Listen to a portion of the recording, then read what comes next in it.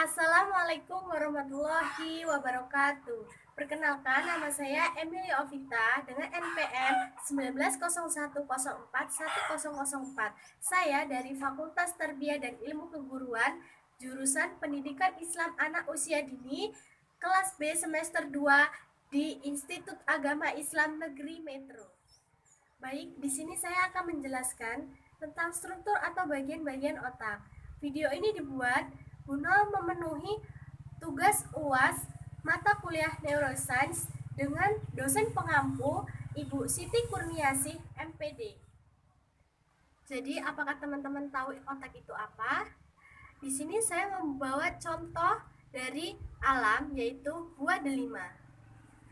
Di sini seperti membentuk otak ya teman-teman. Jadi di sini ada seperti syaraf-syarafnya. Jadi buah-buahnya ini adalah seperti syaraf-syarafnya. Nah, di sini saya pertama akan menjelaskan apa itu otak. Otak adalah pusat pengaturan yang memiliki volume sekitar 1350 cc dan terdiri atas 100 juta sel saraf atau neuron. Baik semuanya, jika kita sudah mengetahui apa itu otak, berapa volumenya, dan terdiri atas berapa juta sel si otak itu, sekarang kita akan membahas ke bagian-bagian dari otak itu sendiri. Jadi, bagian-bagian dari otak sendiri itu ada yang pertama, otak besar atau biasa disebut dengan cerebrum. Yang kedua, otak kecil yang biasa disebut dengan cerebellum. Yang ketiga, batang otak. Dan keempat, ada sistem limbik. Nah, setelah kita mengetahui bagian-bagian otak, lalu apa sih fungsi dari masing-masing bagian otak itu sendiri? Mari kita simak video saya yang selanjutnya. Baik, apa saja sih kira-kira fungsi dari bagian-bagian otak itu sendiri? Jadi, yang pertama adalah ada fungsi dari bagian otak besar. Kira-kira seperti ini contohnya otak besar. Otak besar ini berfungsi dalam kemampuan berpikir.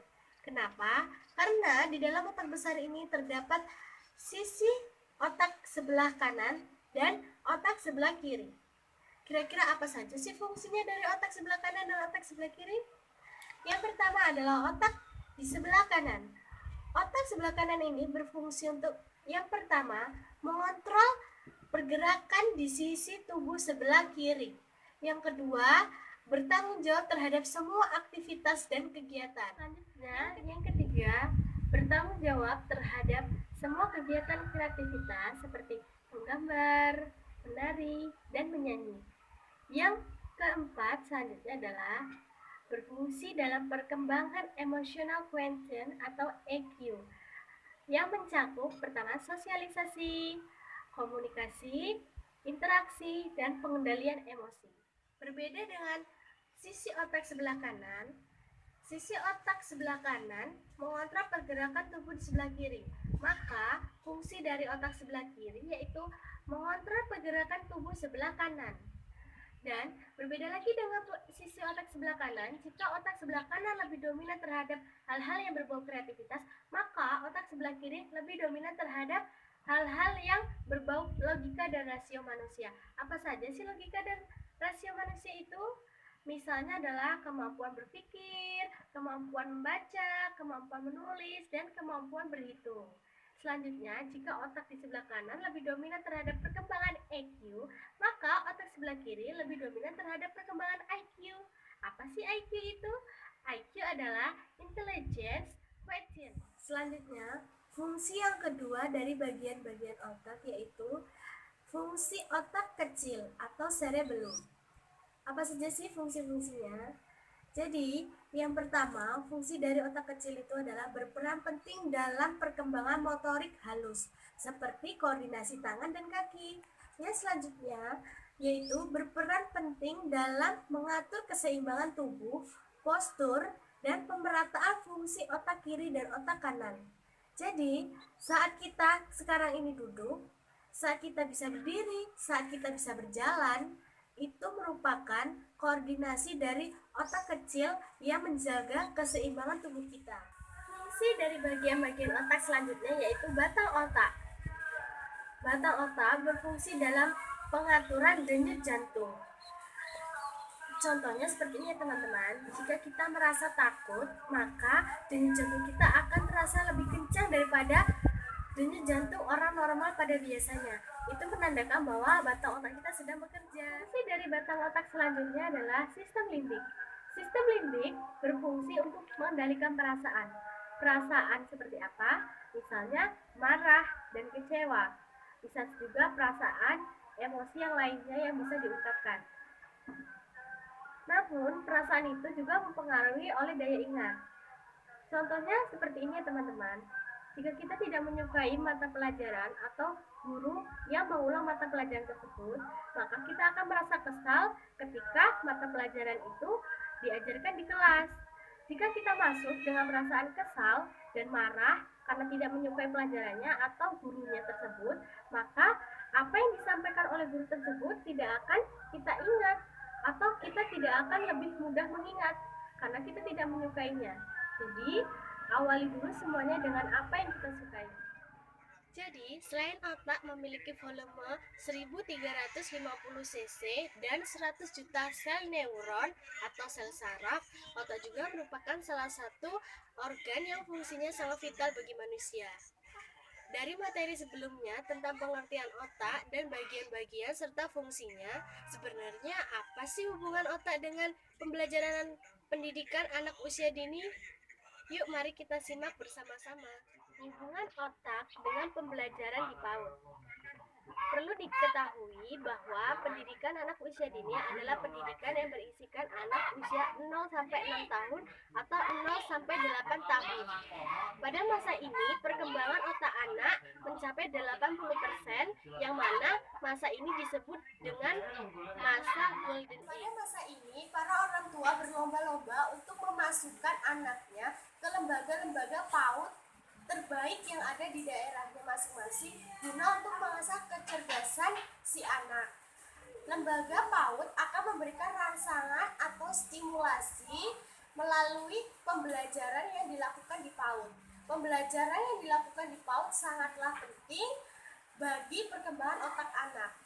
Kurangnya stimulasi atau rangsangan pada anak akan menyebabkan perkembangan otak anak tidak optimal. Selain itu, lembaga-lembaga PAUD akan membuat fungsi-fungsi neuron bekerja secara optimal sehingga berguna untuk mengembangkan kemampuan sensori anak. Pembelajaran PAUD sangat erat kaitannya dengan pembelajaran berbasis otak maupun hubungannya dengan otak. Karena tubuh kita dikendalikan oleh otak, maka apa-apa yang kita lakukan merupakan kerja dari otak. Jadi, inti dari hubungan otak dengan pembelajaran PAUD adalah untuk memberikan rangsangan atau stimulasi pada otak anak agar lebih dapat berkembang dengan baik. Nah, lalu bagaimana sih caranya agar kita sebagai pendidik dapat menstimulasi atau merangsang agar perkembangan otak anak itu optimal? Yuk, mari kita bahas bersama-sama. Yang pertama adalah desain sekolah atau ruang kelas, yang mana anak-anak usia dini lebih menyukai hal-hal yang baru dan hal-hal yang berbau menarik. Maka kita sebagai seorang pendidik bisa mendekor ruang kelas atau sekolahan dengan warna-warna yang cantik dan bagus guna menarik perhatian si anak. Kita juga bisa menempelkan stiker-stiker untuk menarik si anak. Bisa menaruh tempat lemari ataupun kursi dengan sedemikian rupa agar anak lebih tertarik untuk belajar di ruang kelas. Ini dekorasi kelas dapat menstimulasi perkembangan anak secara optimal karena anak-anak akan lebih menyenangi jika di dalam kelasnya itu terdapat hal-hal yang menurutnya baru dan menarik. Yang kedua adalah senam otak. Biasakan sebelum pembelajaran kita melakukan senam otak agar dapat meningkatkan kognitif dan konsentrasi sebelum pembelajaran. Yang ketiga adalah alat permainan edukatif. Biasanya di lembaga-lembaga PAUD disediakan berbagai macam alat-alat permainan edukatif guna untuk mengembangkan seluruh aspek kecerdasan si anak. Yang keempat adalah bermain. Anak-anak usia dini lebih menyenangi bermain daripada belajar. Tapi kita sebagai seorang pendidik bisa menstimulasikan otak anak dengan mengajaknya belajar sambil bermain guna untuk merangsang seluruh bagian otak agar terfungsikan secara optimal. Yang kelima, yaitu kita sebagai seorang pendidik atau kreator pembelajaran, kita bisa mengoptimalisasikan otak anak pada saat proses pembelajaran dengan cara melakukan permainan-permainan dan bermain tadi yang sudah saya sebutkan. Jadi itulah bagaimana cara agar kita bisa menstimulasikan otak anak secara optimal. Baik, sekianlah penjelasan atau pemaparan dari saya tentang pengertian otak, bagian otak, dan hubungan otak dengan pembelajaran di PAUD. Semoga dapat bermanfaat dan diterapkan pada saat kita belajar. Demikianlah saya akhiri. Wabillahi taufik wal hidayah. Wassalamualaikum warahmatullahi wabarakatuh.